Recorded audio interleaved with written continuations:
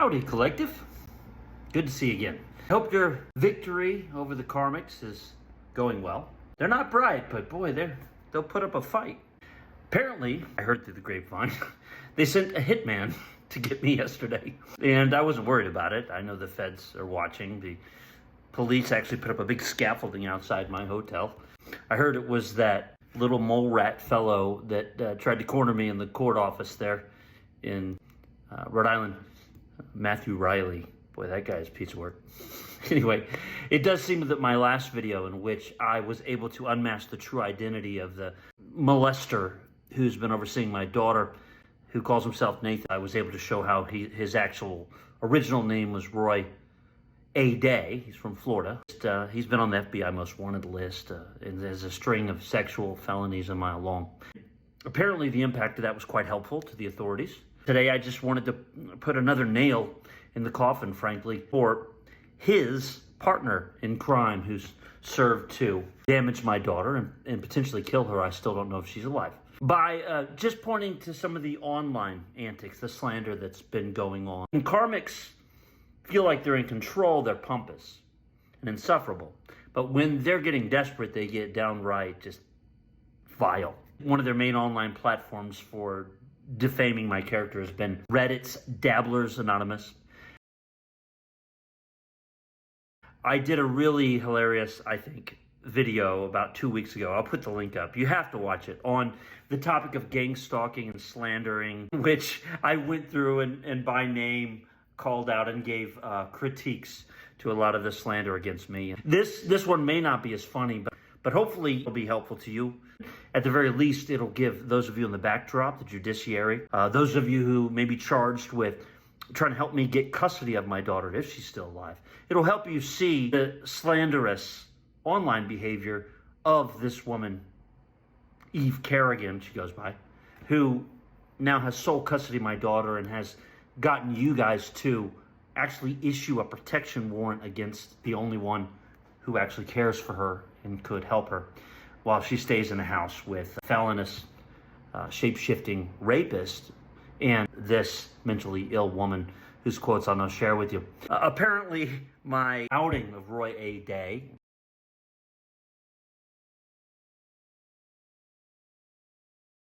led them to start a new thread on the Dabblers Anonymous. And it turns out that after I did the earlier thread, they removed a lot of what was there. They got very scared because I could literally sue for that, and I will. But they started up a new thread, and now what they're doing is they're trying to give a eulogy in the last couple days about how great it's going to be now that I'm dead.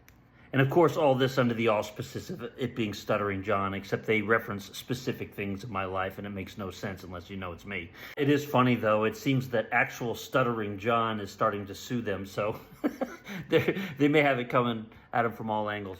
Fellow Roy Day, who calls himself Nathan, left an interesting comment under the new eulogy they're doing of me, which is ironic. You'll see the mechanism of projection operating in all of these. Showing up as Michael_Popak, he wrote yesterday, "Just light him on fire and be done with him. Our earth is way too valuable to have that stench polluted underground. His passing will be met with a whole lot of nothing, except for the Dabbleverse." Meaning they'll all be real happy when I'm dead. That's good, Nate. You never were that good with words, but good on you for trying to chip in. Here's a really clearly one from my ex Eve, showing up as addunique4006. She wrote, and I quote, "The crazy thing is there's still time for him to change his eventual eulogy, to come clean and admit that he's fucked up and that he's hurt people closest to him. He's used people. He's had issues with alcohol his entire life. He desperately needs psychological help. He's currently without any prospects for meaningful work. He's destroyed every important relationship, undermined every opportunity, and he'll spend the rest of his life trying to get well and make amends with the people who matter most to him." Who are we talking about again?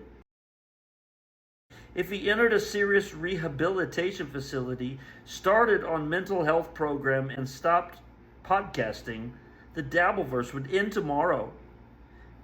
And the chances of that happening, 0%. Because he's an absolute piece of shit.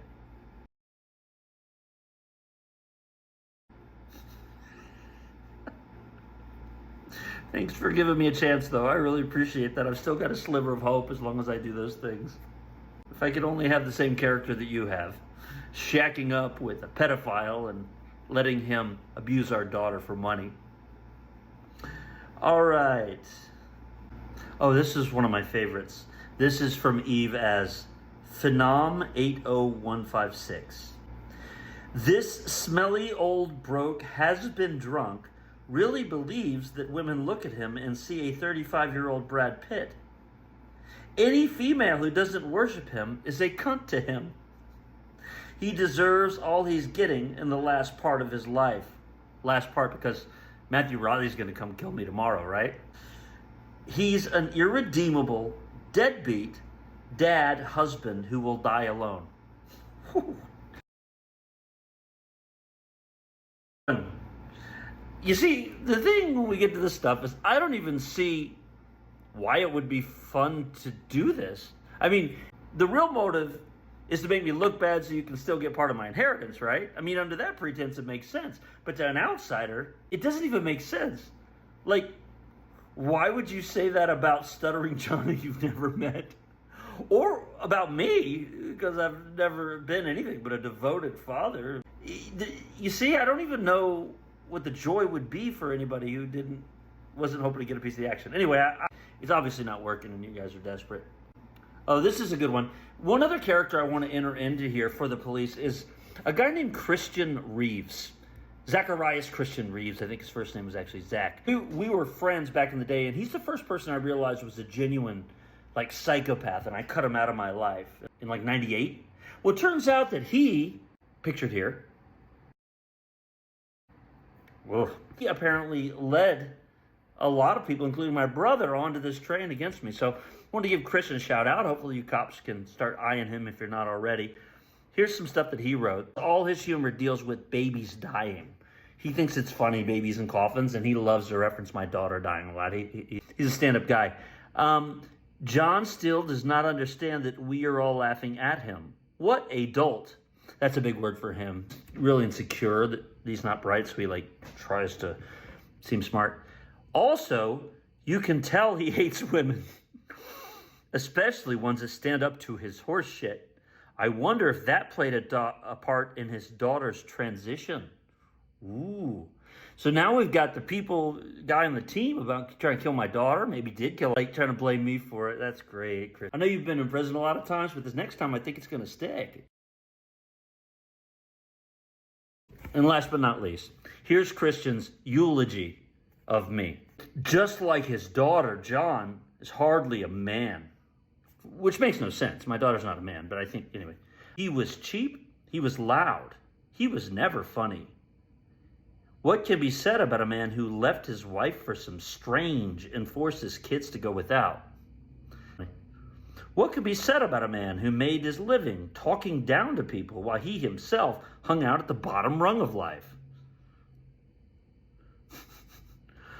Some will say that John was a scumbag, POS, and others John was a real cunt. Still others might say, that man owed me money. You can see these people's issues by what they write. See how each of them, with Eve, it's John was mentally ill because clearly she is. And now you see what his is here.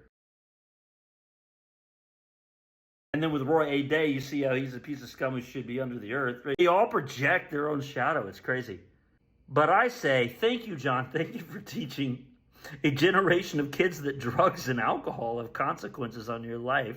In the age of the internet, you taught hundreds of youth how not to behave. And for this, I'm entirely grateful. I wish I could say you'll be missed. Godspeed, old man. Don't let the door hit you in the ass. I guess that's funny, right? Others are like, yeah, you did it. We might not be going to jail tomorrow now.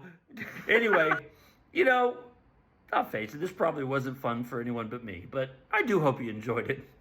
And I look forward to all you karmics going to jail, rotting in hell. It's too late now, buddy. Say what you want. You're busted.